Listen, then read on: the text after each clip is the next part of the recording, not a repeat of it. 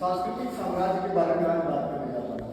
तो सांस्कृतिक साम्राज्य होता क्या है, पहले ये जान लेते हैं। सांस्कृतिक साम्राज्य वो होता है जहाँ पे ताकतवर साम्राज्यवादी छोटे साम्राज्य में जाकर कब्जा कर लेते हैं और उसके बाद अपने तौर तरीके से रहने के लिए उनको सिखाने की कोशिश करते हैं और जानबूझकर जो उनका खुद का सांस्कृतिक होता है, उनका कल्चर होता है, वो उनके ऊपर थोपने की कोशिश करते हैं। तो देखिए कि ये कैसे पॉसिबल होता है कि वो अपने कल्चर को उनके ऊपर थोपे। तो सबसे पहला होता है कि पॉलिटिकल, उनके ऊपर पॉलिटिकली कब्जा करना होता है। कि वहाँ का शासन होता है, उसकी गद्दी होती है, सबसे पहले उसके ऊपर कब्जा करना होता है, क्योंकि जो वहाँ के नियम कानून होंगे उसके ऊपर कब्जा करेंगे, तब जाकर लोगों को हम थोड़ा बाध्य करेंगे कि वो हमारे कल्चर या हमारे तौर तरीकों के बारे में जाने। और दूसरा होता है कि इकोनॉमिकली इसलिए होता है क्योंकि इकोनॉमिकली में हम उनको इतना मजबूर कर देंगे, इतना मतलब सब कुछ की कमी कर देंगे कि वो मजबूर होकर हमें हमारे कल्चर के बारे में जानने की पूरी कोशिश करेंगे। और तीसरा होता है कि सोशल इंपेरिज्म होता है।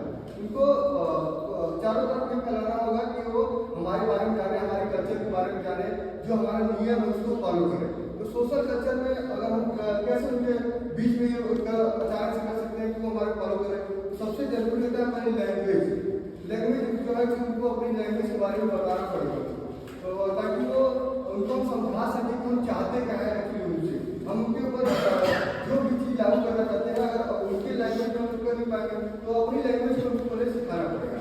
लैंग्वेज की सिखा देते हैं। उसके बाद होता है कि सबसे जरूरी होगा एजुकेशन।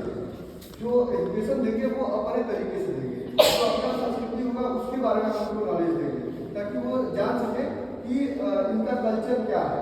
वो एजुकेशन के थ्रू ही जान पाएंगे, ऐसे तो जानना मुश्किल हो जाता है। चाहे किसी भी कल्चर में आप रहिए तो पढ़ने के बाद ही समझ में आता है।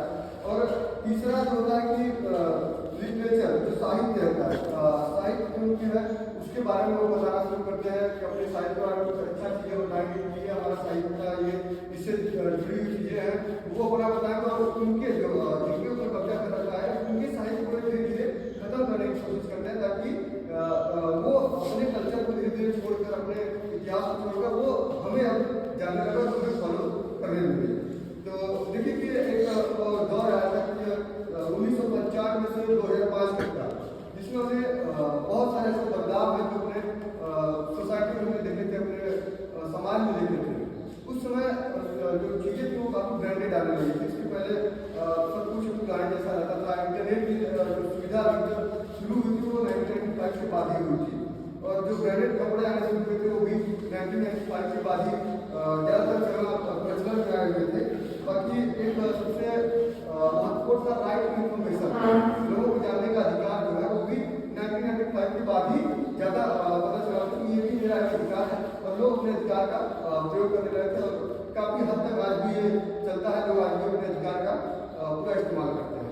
तो इसके बाद मैं विकास को बुलाना चाहता हूँ, वो बताएंगे कि जो कल्चरल